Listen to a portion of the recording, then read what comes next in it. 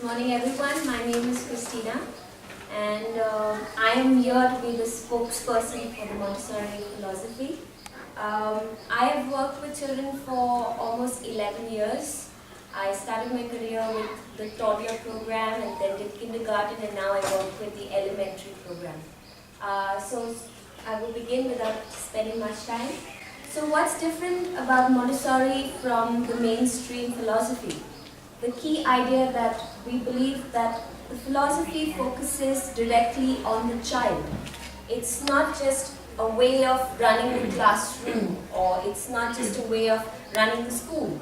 It's keeping the child at the center of all our working. That is the way we work in the classroom and the way we work towards supporting the child in school. And what we keep in mind is there's already a natural growth of children. They already have a natural way of growing and developing, and we are here to support that. So what is education, as we say?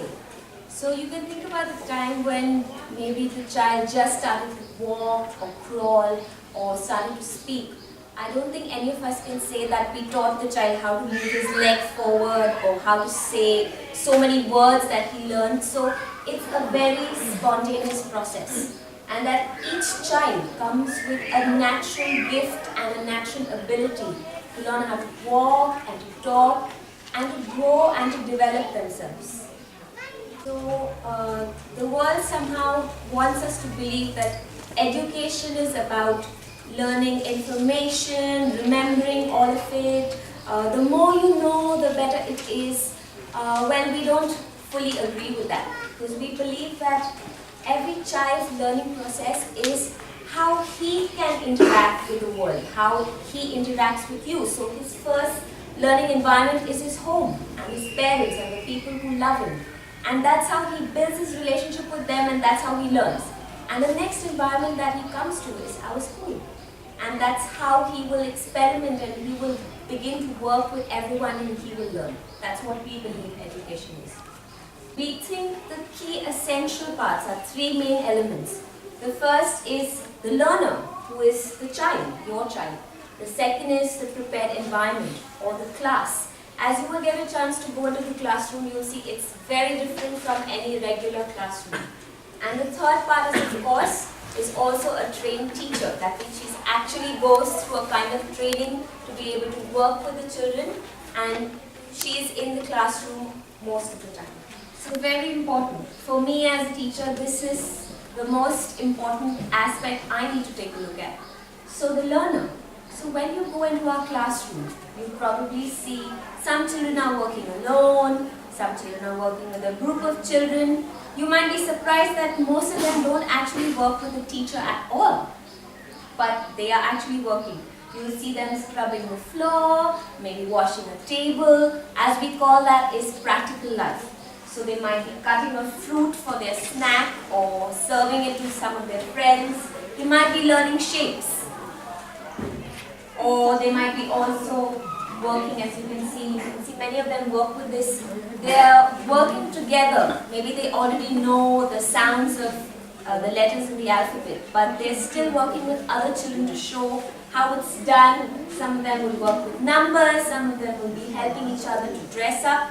You will get to see all of this in the classroom. So we don't use the word as they just come to school. We say the children are working. They are working, they're constantly working.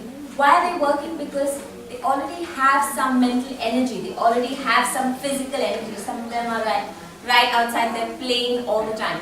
But they are constantly at work because we believe that they're doing all this work to build themselves. Like a puzzle. Even for example, to come here, you all have to get dressed, have to get ready, be on time, take your car, come on time. The same way, the children are building themselves at every stage of the day.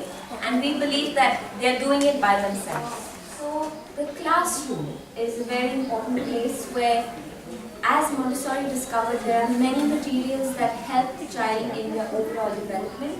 But the key essential thing, she said, is every child needs to have their own experience, their own activities to try things out They need to experiment with things. They need a chance to explore things with all themselves, like their mind, their senses, and their bodies.